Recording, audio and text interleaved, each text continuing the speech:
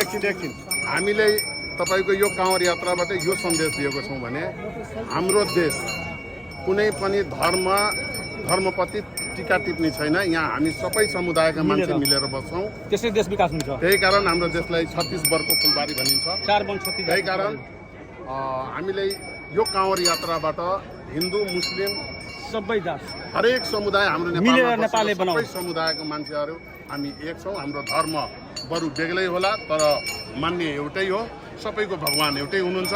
त्यो मान्यता लिएर हामी एउटा समाजमा जुन यो गतिविधि फैलिएको छ मधेसमा, खास गरी मधेसमा हरेक ठाउँमा हिन्दू मुस्लिम गरेर पनि त्यसको लागि पनि यो एउटा राम्रो सन्देशको रूपमा यो काँवर यात्रा पनि लिएर आएको छ।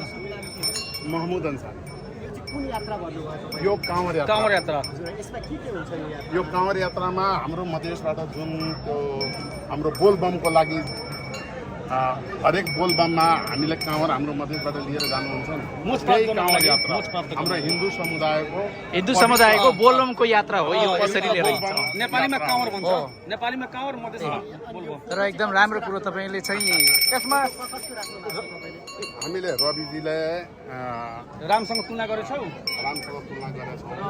बालनजीको लक्ष्मणजीसँग तुलना गरेछौ। यो देशलाई अहिलेको 25-30 वर्ष राष्ट्रिय स्वतन्त्र पार्टीको नेतृत्व चाहिन्छ। दुवैजना मिलेर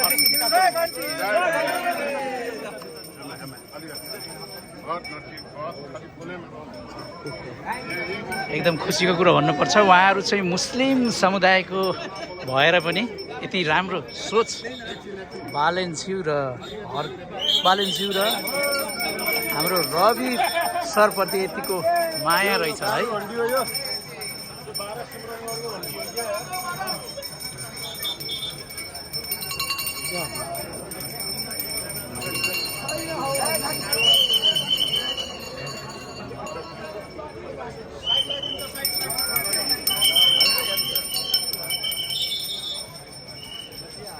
बन्द सत्र चालु हुन लागेको छ केही बेरमा।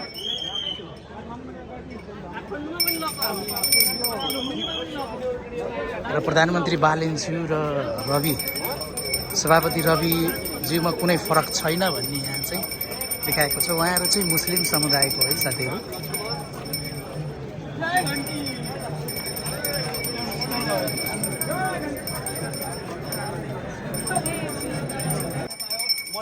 मधेसबाट आएको थिएँ, विगत 25 जिल्लाबाट। त्यहाँ 32 सिटमा 30 सिट आयो। तर मेरो ख्वाइस थियो कि म बालेन्जी रविसँग भेट गरेर जाउँ, तर म भेट्न सकेन। तर यो पालि उहाँसँग जसै पनि म भेटेर जान्छु, भेट्नु हुँदैन म जाली बिर गर्छु, किनकि म धेरै मेहनत गर्छु। चुनावभन्दा 2 महिना 3 महिना अगाडिदेखि म लागेको छु।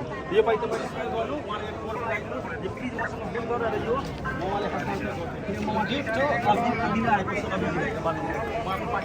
भनेपछि रविज्यू र बालेन हाम्रो प्रधानमन्त्रीज्यू बराबर होइन त? हजुर, दुवै एक सम्मान। सगिर सर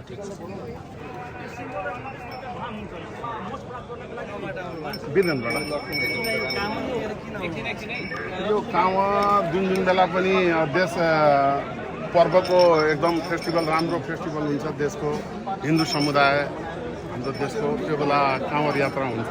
त्यही कारण हामीले काँवर यात्रा काँवरमा चाहिँ यहाँ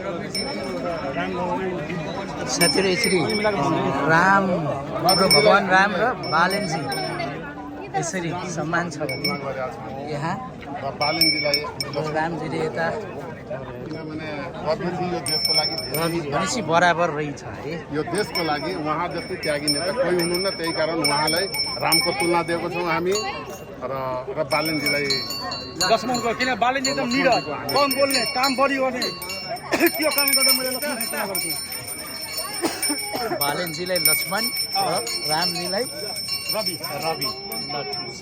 दुबईको जोडी चाहियो के देश विकास गर्नलाई? दुबईको जोडी चाहियो, दाजुभाइ जस्तो।